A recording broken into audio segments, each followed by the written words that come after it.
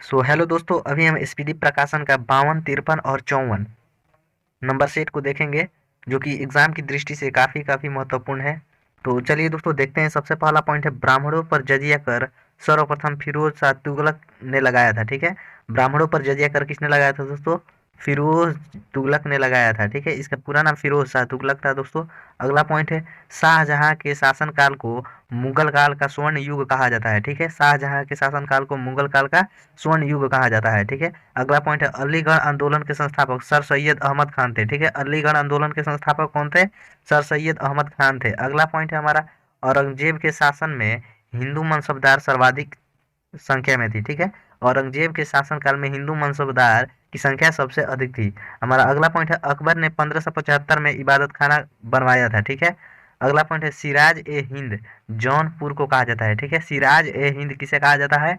सौर जौनपुर को कहा जाता है। ठीक है, अगला पॉइंट है, राज्य हड़प नीति का संबंध लॉर्ड डलहौजी से है, जिसका प्रारंभ सतारा जो महाराष्ट्र में है दोस्तों, सतारा से हुआ था। ठीक है, लॉर्ड डलहौजी के द्वारा राज्य हड़प नीति लाया गया था। ठीक है, अगला पॉइंट है, तंजौर के बृहदेश्वर मंदिर को राजा राज प्रथम ने बनवाया था। ठीक है, तंजौर के बृहदेश्वर मंदिर को कौन बनवाया था?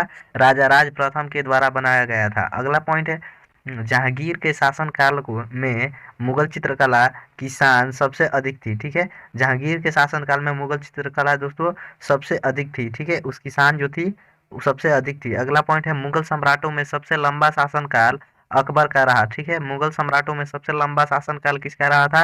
अकबर का रहा था। अगला पॉइंट है, स्टेन्स हत्याकांड में अदालत ने दारा सिंह को मृत्युदंड का फैसला सुनाया था। ठीक है, स्टेन्स हत्याकांड में किसको दोस्तों मृत्युदंड का फैसला सुनाया था? दारा सिंह को। अगला पॉइंट है दोस्तों, आंध्र प्रदेश के बाद ई गवर्नेंस वाला दूसरा राज्य कर्नाटक हो गया है। ठीक है, दूसरा राज्य कौन हो गया है?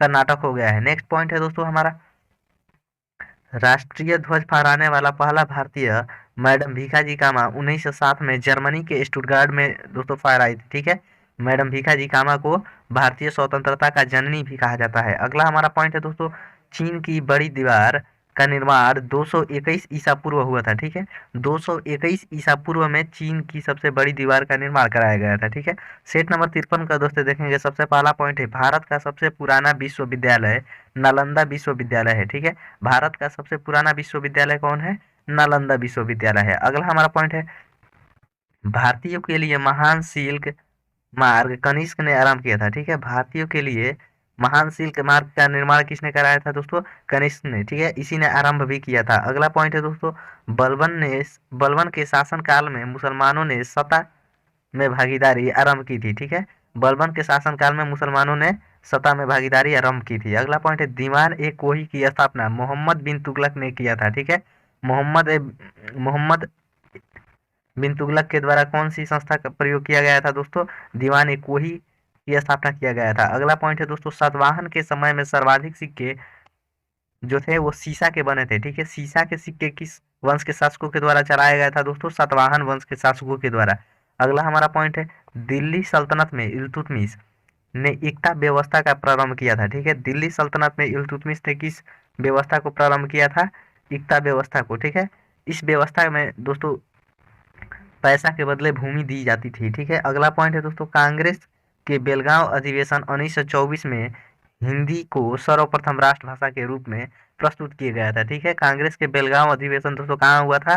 कर्नाटक में हुआ था 1924 में, जिसमें हिंदी को सर्वप्रथम राष्ट्रभाषा के रूप में प्रस्तुत किया गया था। अगला पॉइंट है दोस्तों, ब्रेक डाउन प्लान का संबंध लॉर्ड वेवेल से है। ठीक है, लॉर्ड वेवेल से किसका संबंध है दोस्तों? ब्रेक डाउन प्लान से। ठीक है, अगला पॉइंट है, चेन्नई एक कृत्रिम बंदरगाह है। ठीक है, चेन्नई एक कृत्रिम बंदरगाह है। अगला पॉइंट है, उदंतीपुरी विश्वविद्यालय की स्थापना गोपाल ने किया था। ठीक है, जो पाल वंश का शासक था गोपाल, उसने उदंतीपुरी विश्वविद्यालय की स्थापना किया था। अगला पॉइंट है, भारत का प्रथम उर्वरक कारखाना सिंदरी में 1951 में स्थापित किया गया था। ठीक है, सिंदरी कहाँ है? झारखंड में है दोस्तों। ठीक है, अगला पॉइंट है, कांग्रेस के प्रथम अधिवेशन 1885 में बम्बई में व्योमेश चंद्र बनर्जी की अध्यक्षता में हुई थी। उस समय भारत का वायसराय लॉर्ड डफरिन था। ठीक है, कांग्रेस की अध्यक्षता सबसे पहली बार कब हुई थी? 1885 में। कहाँ हुआ था? बम्बई में। इसकी अध्यक्षता किसने की थी? व्योमेश चंद्र बनर्जी ने किया गया था। ठीक है, इस समय वायसराय कौन था? लॉर्ड डफरिन था। ठीक है, अगला हमारा दोस्तों पॉइंट है, भारत का सबसे बड़ा स्टेडियम मैदान युवा भारती स्टेडियम कोलकाता में है। ठीक है, भारत का सबसे बड़ा स्टेडियम मैदान कौन है? युवा भारती है, कोलकाता में स्थित है। नेक्स्ट पॉइंट दोस्तों, सेट नंबर 54 को देखेंगे हम।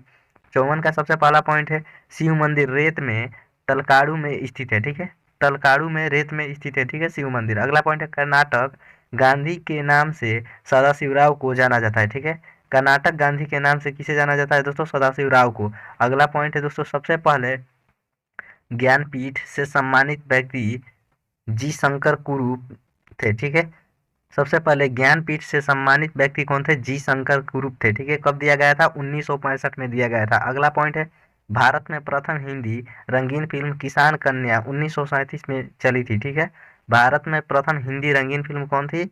किसान कन्या थी। अगला पॉइंट है, अंग्रेजों और मराठों के बीच बड़गांव समझौता 1779 ईस्वी में हुआ था। ठीक है, अंग्रेजों और मराठों के बीच बड़गांव समझौता कब हुआ था? 1779 ईस्वी में हुआ था। अगला पॉइंट है, पल्लव राजा की राजधानी कांचीपुरा थी। ठीक है, पल्लव राजा की राजधानी कहाँ थी? कांचीपुरम थी। अगला हमारा पॉइंट है, तारिक ए फिरोज शाही जियाउद्दीन वर्नी की रचना है। ठीक है, तारिक ए फिरोज शाही जियाउद्दीन वर्नी की रचना है। अगला पॉइंट है, अकबर ने 1564 में जजिया कर को समाप्त किया था।